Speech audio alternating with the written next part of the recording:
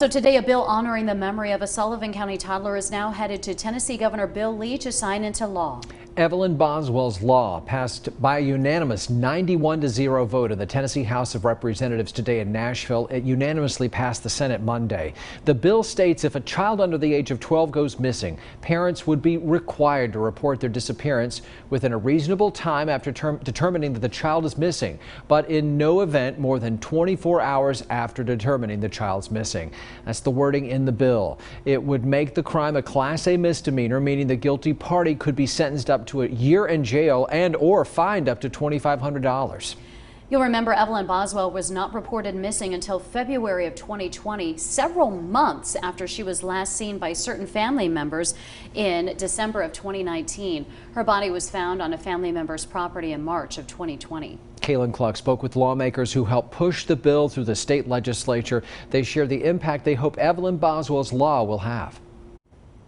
The bill's sponsors believe the legislation fills a gap in Tennessee law, and it will hopefully prevent law enforcement and communities across the state from experiencing cases similar to Evelyn's. Ms. Clerk, please take the vote. Applause broke out on the House floor as a bill in Evelyn Boswell's name cleared its final hurdle in the Tennessee legislature. Today's vote followed Senate sponsor John Lundberg's bill passing unanimously on Monday. And you had 99 members of the House, or 91 that were present, who were applauding. That is very unusual. That doesn't happen on the floor of either chamber.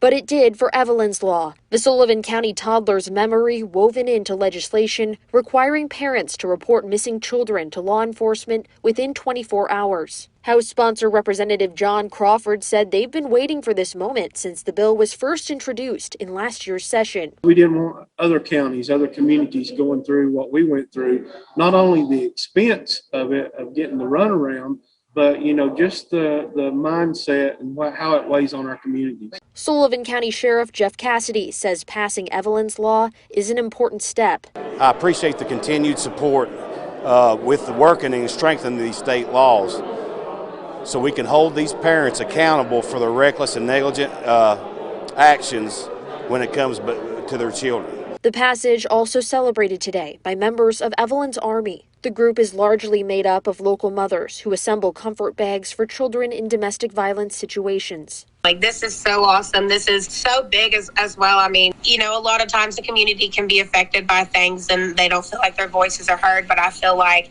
our voices have been heard and more. Senator Lundberg said they've had conversations with the governor's office. He expects Governor Lee to sign the bill into law as soon as the paperwork reaches his desk. Then Evelyn's law officially goes into effect on July 1st. Kaylin, thank you. Evelyn's mother, Megan Boswell, is charged with first-degree murder in the case. She awaits trial in Sullivan County with the next court date set for May 14th.